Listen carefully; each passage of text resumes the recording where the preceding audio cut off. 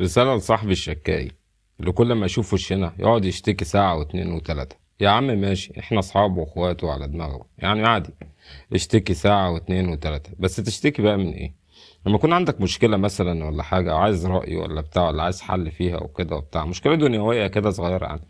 احنا مع بعض واصحاب وهنحل ونتكلم وكل واحد على حسب خبرته، وهنحاول نحل معاك ومش هنسيبك. ويعني احنا مش اصحاب اندال وهنسيبك وهنفض لك والكلام ده بتاع، لا يا عم، احنا فينا مكفينا، بس هنسمعك وهنتكلم وكده وكل حاجه.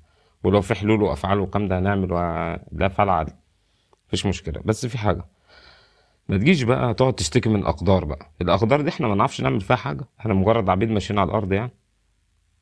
تشتكي من الاقدار، الاقدار دي بتاعت ربنا سبحانه وتعالى، احنا ما نعرفش نحل فيها.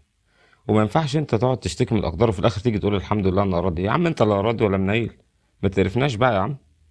انت مش راضي، انت بتشتكي من اقدار، يعني حاجات بتاعت ربنا سبحانه وتعالى. بتشتكي ربنا لينا احنا عبيد، بتشتكي الخالق للعبيد؟ انت مجنون يا ابني. الاقدار دي سبحان الله يعني، فاهم؟ ربنا بيعملها للبني ادم، هو فاهم وعارف ودارب كل شيء وعارف كل حاجه، احنا ما نعرفش. هو ممكن يكون عامل لك حاجه انت فاكر انها غلط، بس بعد كده هتكتشف ان دي احسن حاجه حصلت لك في حياتك. فانت يا عم لو تعبان من الاقدار والكلام ده بتاع، ادعي ربنا سبحانه وتعالى يحلها لك، احنا مش هنحلها لك. فما تجيش تقول لنا انا راضي، تقعد تشتكي اقدار وتقول لنا انا راضي. يا عم احنا ايه طيب؟ احنا نفضل نسمع وفي الاخر تقول لنا انا راضي؟ عمال تشتكي من الاقدار وفي الاخر تقول لنا انا راضي؟ لا يا عم انت مش راضي، ولا قربت من ناحيه الرضا خالص. البني ادم الراضي ده مواصفات تانية بعيدة عنك يا بيه. بيبقى راجل ساكت كده عادي وبتاع ومفيش مشاكل.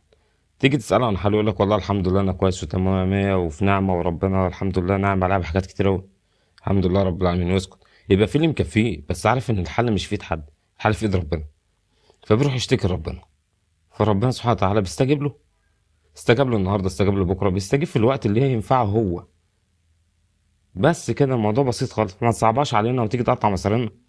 خليك كده المشاكل بتاعتك في الحنين اللي نعرف نحل فيها، مش اللي نسمع نقول استغفر الله العظيم يا رب. يا عم اللي انت بتقوله ده بس مش عارف ايه، وندخلنا في دوامات. خليك كده كويس، خليك حلو، خليك صاحب جدع. سلام.